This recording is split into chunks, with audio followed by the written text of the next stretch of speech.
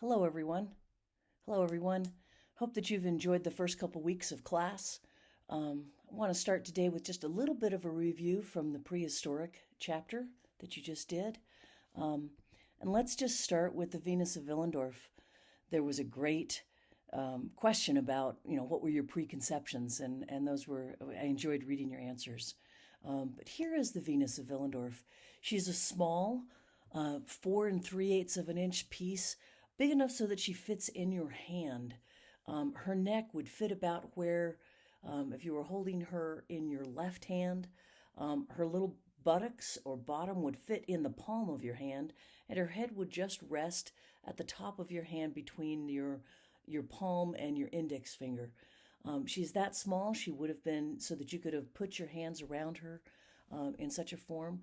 We really think from all of the different things that we have that she was made as an emulant, something to bring fertility. At least that's what we think right now. But just a review, she's not beautiful, but she does have essential parts of a woman that would be able to be fertile, a childbearing woman with large breasts and a large abdomen. Her face is not as important, nor are her feet, which you barely see. They're covered in such a way.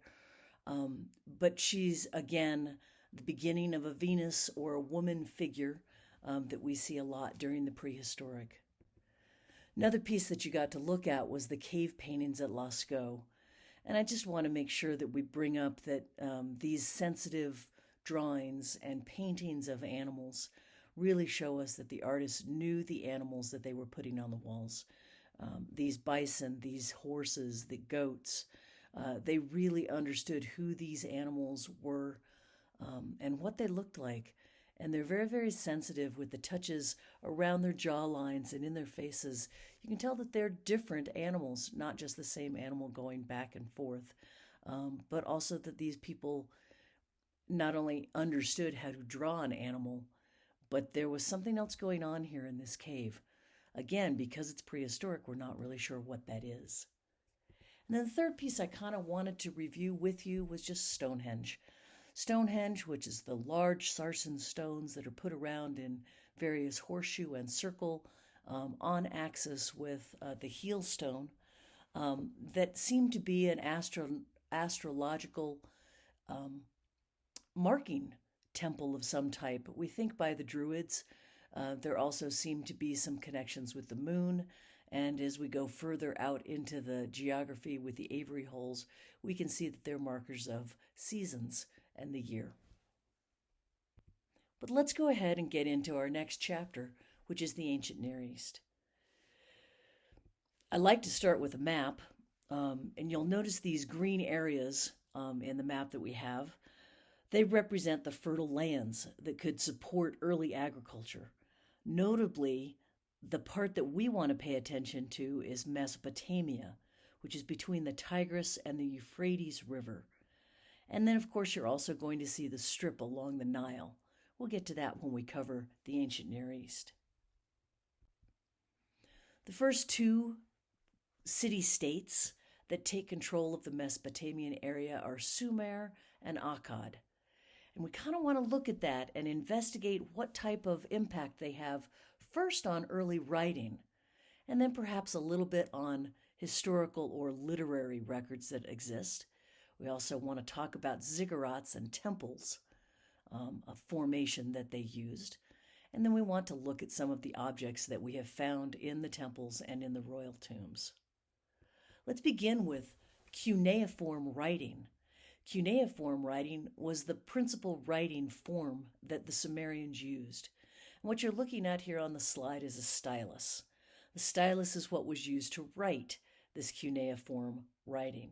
The cuneiform started as pictographs, generally written in a wet or damp clay, and eventually turned more into kind of push the stylus in and push it down so that you saw these little wedge marks. And so you can see here how a rounded bull's head becomes straight lines with that stylus and then becomes even more stylized as the writing style goes on. The same with a bowl and the same with a person eating a head and a bowl. But again, cuneiform allows the people of the ancient Near East living in Mesopotamia, that's the general area, and in the city states of Sumer and Akkad, who become kind of the ruling and unifying parts of this early period, to write history and to write literature. One of the things we do see that is new for us is the idea of a ziggurat. Now, a ziggurat is a stepped pyramidal kind of shape that has a temple at the top. And the one that you're looking at here is the ruins of the ziggurat and the White Temple at Uruk. This is Warka in Iraq. Uruk is the old name. What happens here is we build a mountain, and we build these out of mud-dried bricks. And at the top of the mountain, we're going to put some type of temple structure to sit on top of the mountain. Here's a nice drawing of what the White Temple might have looked like. And you can see the temple number 1 up at the top there with those foundation areas. You're doing a bird's eye view here. And then you can see other places where they would have had an altar or processional stairs. It's really important to point out here that this is not a straight axis. In fact, it is usually referred to as a bent axis approach.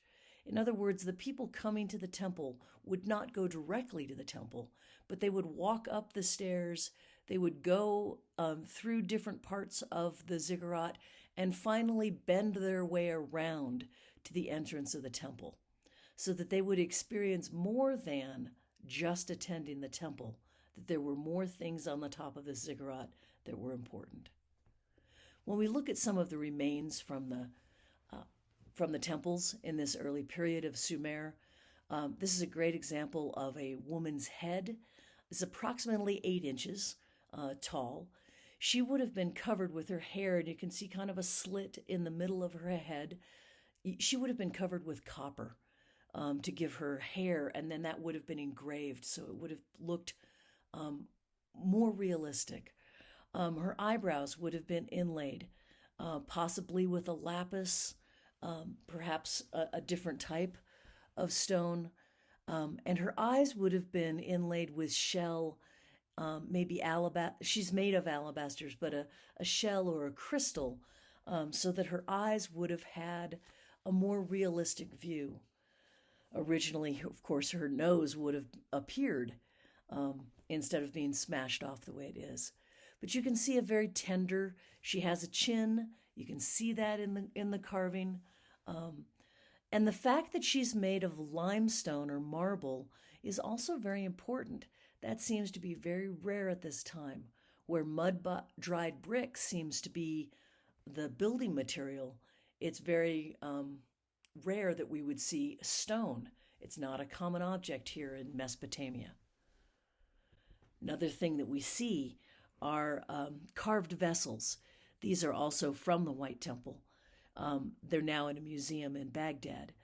But as you can see, they're 3 feet tall, and they tell us in lines or registers stories. And you can see that going around the top of the temple, these temple vessels. You see a large story and then kind of a break, and then you see a second part of the story and then another break, and then you see a row of animals, and then you see a row of looks like agriculture. But clearly some type of story being told about the agriculture and the animals, and then bringing gifts and blessings to the temple, and then those things are presented to the priestess at the top of this vessel. Another thing that we do find in the temples during this Sumerian period are votive figures. You're looking at 12 different types of votive figures. One of the identifying characteristics, though, are the large eyes that they have.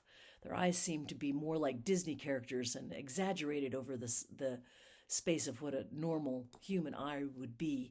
And you also see these hands gathered together kind of in some type of prayer, perhaps, or some kind of quiet meditative moment.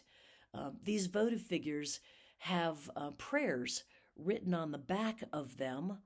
On their backs, it would repeat the prayer, which is interesting. And these are left in the temple which gives us one of our very first things about this area, that prayers needed to be said all the time, not just periodically, but frequently. And that may very well give us an indication of how reliable the weather and the agriculture was. We know that there's a great deal of flooding or aridness between the Tigris and the Euphrates. And so if you're an agriculture-based culture, you would need to make sure that you are going to get sufficient amounts of rain and water and things like that. Again, these figures are made of limestone, and so it does kind of tell us that we have this very important piece because of the material that is being used, a rare material that is being used here for these votive figures. And they are conventional because they're the same, right? So that's the convention or the standard that we start to see. One of my favorite pieces from this early period is a reconstructed harp or lyre. This particular one, when it was found during the excavation, there was a negative space. And when you're digging and you find a negative space, everything stops. And so they filled it with plaster. And then once the plaster had time to harden, then they went ahead and very painstakingly unearthed the plaster. And what they found was the bull's head and also the front part of this harp or lyre. And the box. And so brilliantly done. It's now been reconstructed so that you can see the different parts of it. But here we believe this is from perhaps a royal tomb from the town of Ur, U-R. We believe that this harp would have been made from wood with some gold and silver, also lapis lazuli, that there was some types of bitumen or some type of a sticky material. Also shell was being used for that front piece. Reproductions of this exist around the world. The one you're looking at is particular to the University of Pennsylvania. Now, Sir Leonard Woolley was the person that was the excavator here in the 1920s. And so when they put this together, wanted to be able to tell the story of this. So when we look at this front part, we start to see, again, remember that large vase that we saw, the carved vessel. You saw it in registers or rows. Here we have 4 registers, just like we did with that carved vessel. And what we're looking at here at the top is a human figure between 2 bulls that look like they have human faces, which is kind of interesting.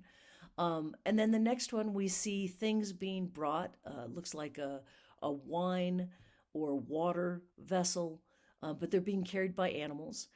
And then on the 3rd layer down, we see animals playing what we think is this harp. Notice it has the bull's head and it has the strings. And then at the bottom, we see kind of a scorpion figure, again, kind of with a man's head. And so we start to, while we don't always know the stories, we do start to see some standards. Stories are told in column or in rows or registers. And there seems to be some animal stories here, perhaps linked to what we in the United States would have as like Aesop's fables, perhaps, could just be connected in that way, where the animals take on different characteristics of the human to teach us or to show us our own flaws and foibles. Another important piece from this time period in Sumeria is what we refer to as the Standard of Ur. The Standard of Ur has 2 sides. You are presently looking at the scenes of war. We have the chariots and war at the bottom. You see some figures that are laying horizontally as if the horses are running over them or they are deceased already. And then the next row, we have a group of people kind of in a procession. We have some that are wearing cloaks and hoods. Those are probably the victors. And then we have some that are naked. Those are probably the captors. And those are being presented up on that very top row. We have the chariot and we have advisors. And then we have someone that breaks that top register very large in comparison to the other figures. And so here in the Standard of Ur, we start to see, again, a use of registers. but we start to see this idea of hieratic scale. Hieratic scale, the best way I can explain it to you is that the things that are most important have the largest size. And so that center figure is the most important figure, perhaps a ruler. Um, and then the other figures are less, although they are designated here also by position, and their clothing seems to be important to us. The function of this box, we're not exactly sure of what it was, but have seen this in person. It was much smaller than I imagined. It's 8 inches tall, and so those 3 stories in those 8 inches, that's about a hand span if you stretch your thumb and your pinky out, or at least that is 8 inches for me. And then it's 19 inches across. So very, very small in terms of leaving a major register. But this is done with shell, lapis lazuli, red limestone, and then laid into this beautiful arrangement to tell a story. On the back side of the Standard of Ore, we have scenes of a celebration, some type of victory celebration, we think, where we're bringing food and otherwise, and we're sitting and toasting each other. It looks like they have little cups. Again, if you look on that top register all the way to the right, you see that bull's horn, that bull's harp or lyre that we saw. See the head of the bull and then the strings that are being pulled by the person pulling that. So very interesting that we tell both sides of the story, war and what happens during war, and then the peace and the celebrations. Again, using hieratic scale. The person now sitting on the left, that's the third figure from the left, seems to be the biggest figure.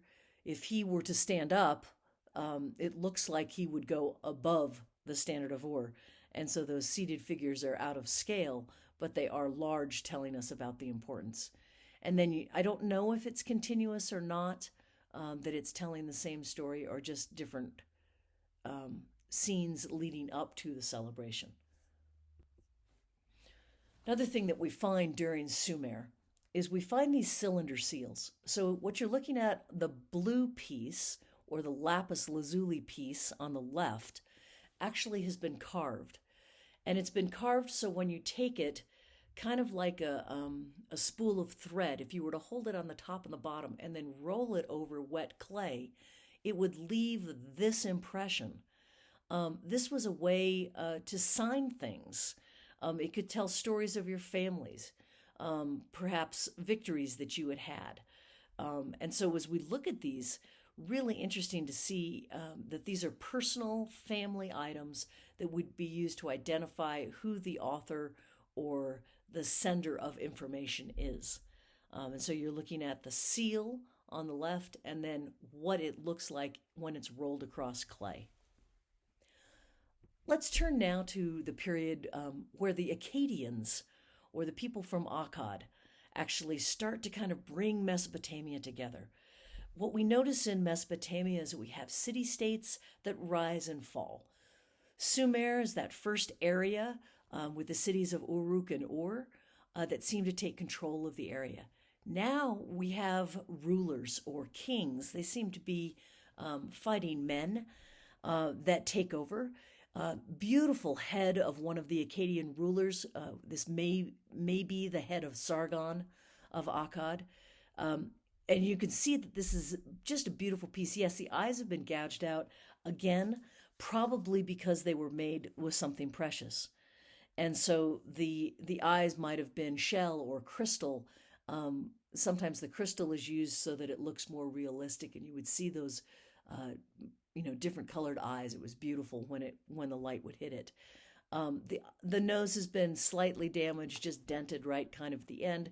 That might be more of the metal that copper tends to be a little bit soft even when it has alloys in it.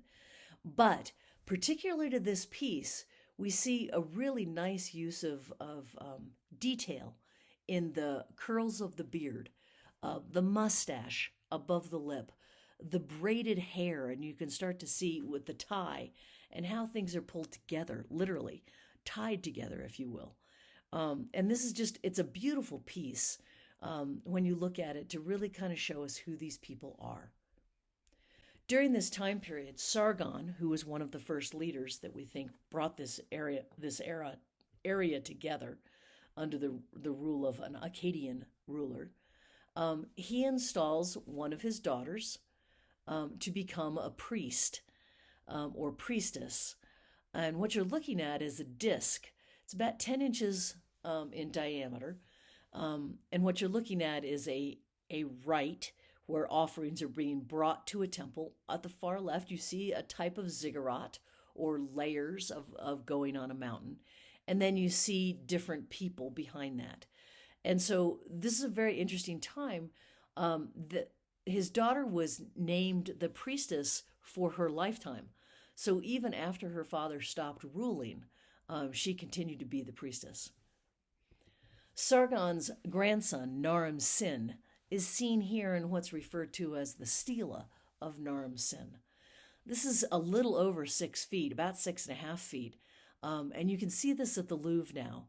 But what you can see is a group of people walking up, still shown in registers, I might just kind of point out, but now those registers are actually walking up to a mountain or a temple on the top of the mountain.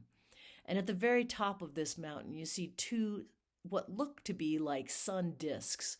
We believe that those are representations of gods, and that Sargon is seen here with, with his spear and with some type of emblem of rulership, as he is the first to approach the mountain, and that he gets to speak directly to the gods, which is really interesting. But here, just a wonderful piece, kind of again showing us registers and rows of things as the people march up the mountain, bringing us back to that idea of the ziggurat. Because people didn't rule forever, we see now that the city of Ur and Lagash are going to come back into rulership. This is after the Akkadian Empire falls. And so we want to look a little bit at some of the things that come out of the city of Ur. And then we want to look at a different kind of city-state, Lagash, which is ruled by a religious leader named Gudea. So here's the ziggurat at Ur. This has obviously been rebuilt and not in such terrible position as what we saw with the White Temple. And you can see a small person kind of standing on the top of that to the left. Here you walk up the center, but there are also approaches that you can come up on either side, 3 different kind of stairways leading up, and then there would have been a temple at the top of the ziggurat at Ur. I'm looking at here at one of the statues of Gudea. Gudea is generally seen here, and this is done in diorite. Again, because it's stone, we think that it's an important piece because it's done on a rare material. And Gudea is that leader from Lagash, which he's holding as some type of offering vessel here, but it looks like or water, streams of water are coming out. And so we really believe that Gudea, this religious leader, is responsible for some of the irrigation efforts that go on, that Lagash is able to bring those things and be able to harness some of the power of the natural environments, the Tigris and the Euphrates, to the advantage of the people growing agriculture.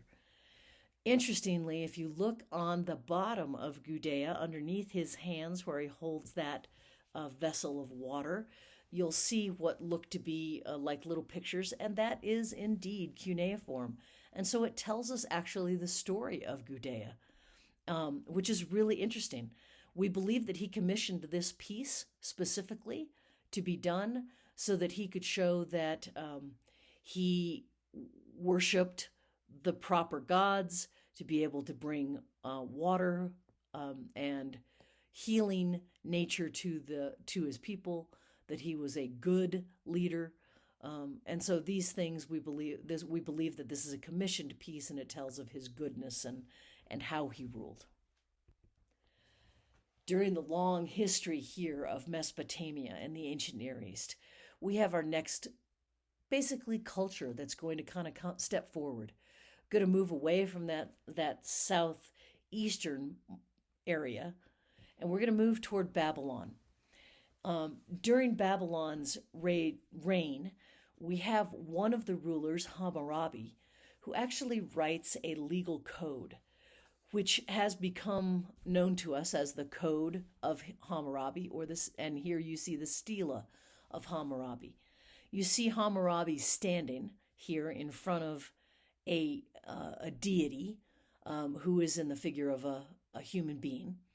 And below that, on the stela, you can see the cuneiform writing in rows as it wraps around this stela is the code or the law.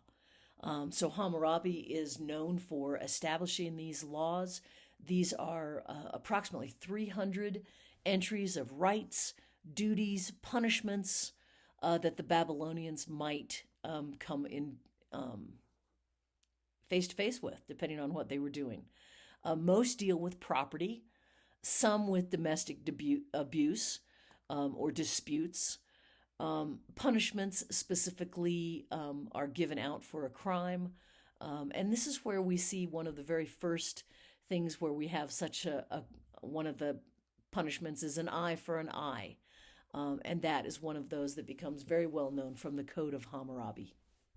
Again, Babylonian Code of Hammurabi. This also, like the Stele of Naram-Sin, can be found at the Louvre. I can't explain why many of these wonderful pieces are now in museums, not in Iraq and Iran.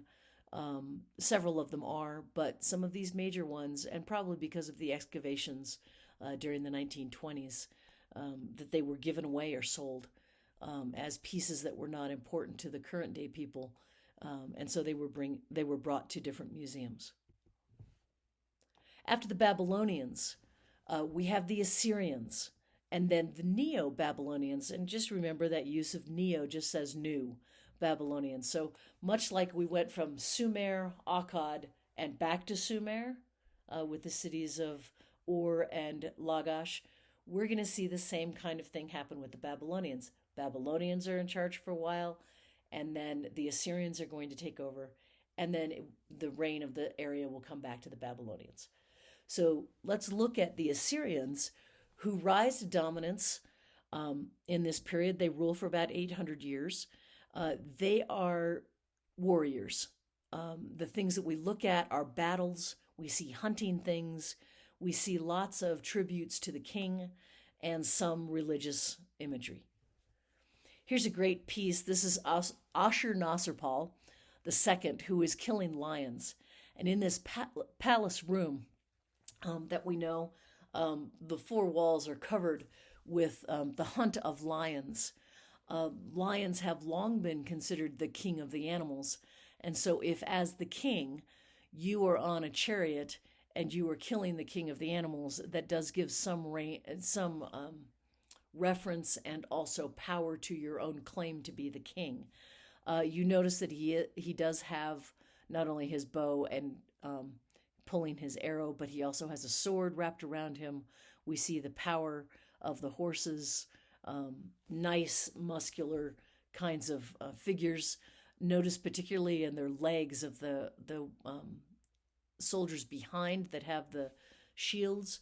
Look at the way that their legs are done and their calf muscles and such. And this seems to be pretty typical of what we see with the Assyrians.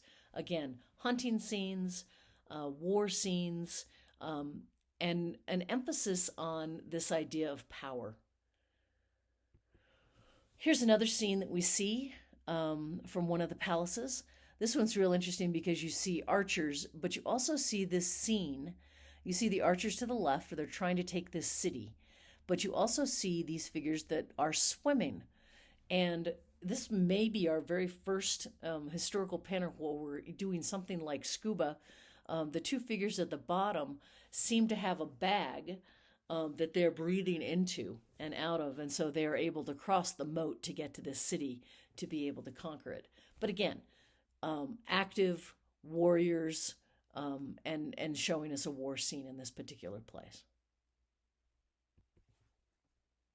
As we move forward, we start to look at the palaces that we see. Here's the complex of Ashur-nasirpal.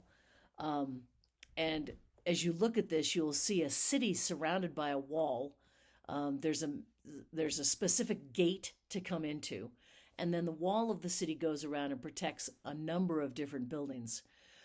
Toward the back, in the part that is highlighted, you see the palace, the throne room, which is very protected. You see a ziggurat, so a man-made mountain that's right there for them to, and it's right near the palace. And then we also see a different temple out in the city itself.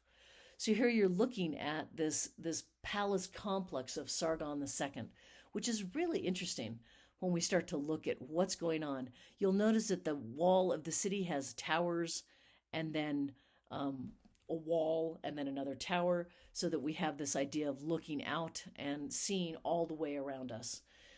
We had to build the mountains out of mud, brick, clay, and similarly, these palaces had to be built the same way.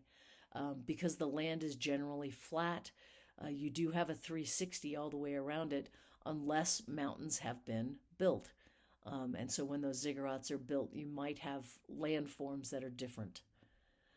So as we look at this, let's look at what we might have seen at an entrance gate. Here you're looking at the guardian figures, and you can see a man standing next to them. So these are, well over two heights of a person, so 12 to 15 feet in height.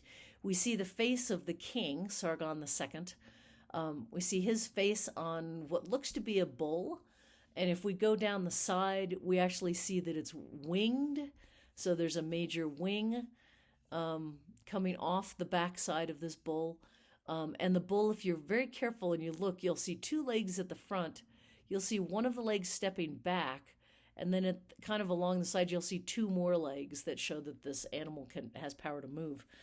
Now, if this is at one of the entrance gates, this is clearly a figure to impress you about who the king is or what is going to happen in the city.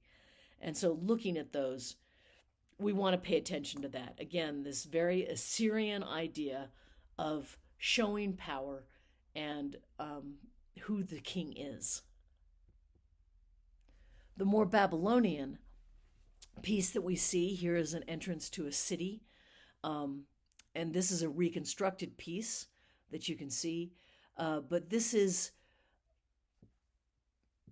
a beautiful city gate where you have procession way, and you can see kind of the reenactment here of people kind of progressing toward the city gate, right? The city gate itself is very large. In the reconstruction, we think that the processional way itself was about 60 feet wide. So there's our entrance. And it ended as you got to what is referred to, this particular entrance is the Ishtar Gate.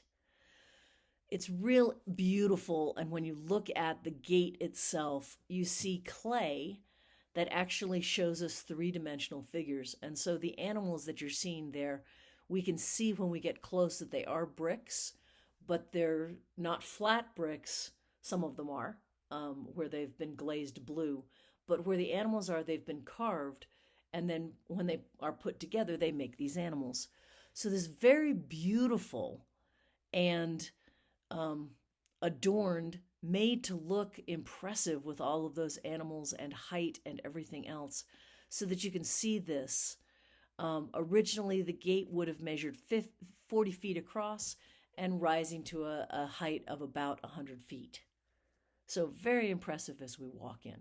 So this would come from the Neo-Babylonians. The last culture that we need to pay attention to in the ancient Near East are the Persians. Two of our major rulers or kings during this period are Cyrus II, Cyrus the Great, and Darius I. We know a lot about these because several written records exist. Most of those are about how they standardized currency, how they improved communication between different cities, how they brought different ruling and rival city-states into control, and how they brought those people into one type of civilization, this Persian civilization. The Persians obtained independence from other surrounding places. I'm thinking mostly like Egypt and some of these other countries, but they also unified this area of Mesopotamia. Again, Mesopotamia is not a specific location, but more describes that Fertile Crescent area around the Tigris and the Euphrates. The Persians build amazing palaces, and we do have at least the ruins of some of these. This is what you're looking at is the ruins from the Palace of Persepolis. And right in the center of this, you're looking at what is referred to as the Hall of 100 Columns. So this hall would have been beautifully, it's an interior, but inside, and the roof structure would have been held on the top of 100 columns, trying to create this beautiful space where the rulers, the kings, would have been greeted with audiences and ambassadors, so that things could have happened. Here you're looking at one of the entrances here up to the Hall of 100 Columns. And you can see down on the bottom where the people are walking to give you a scale for height. But you can see right to the left, you can see kind of a procession, much like what we saw at the very beginning with Uruk on the large alabaster vessel, but again in the Standard of Ur, and also at Naram Sin. We see this register and this ceremony of different types of people. They're wearing different clothes and different headdresses coming to the king of Persia. As they would walk up the stairs to the right there and come to the center, they would be able to enter this audience hall, which must have been impressive.